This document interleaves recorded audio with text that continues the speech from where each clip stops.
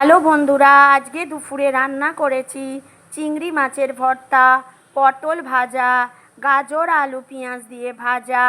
আর কালকে যে কাতলা লোকাল কাতলা মাছ এনেছিল, কাতলা মাছের ঝাল।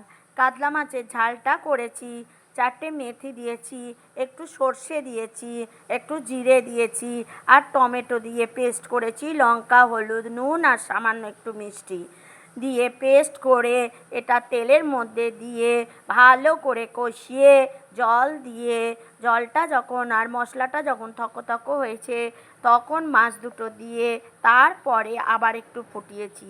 আর এইটা করেছি কুমড়ো দিয়ে, ডেঙ্গু খাড়া দিয়ে, আলু দিয়ে, পটল দিয়ে, জিরে ফোড়ন দিয়ে একটা তরকারি। এর মধ্যে ভাজা মশলা আর গাওয়া ঘি দিয়েছি। যদি আপনাদের এই রান্নাগুলো পছন্দ হয়ে থাকে তাহলে আমার চ্যানেলটাকে লাইক, শেয়ার আর সাবস্ক্রাইব করে দেবেন।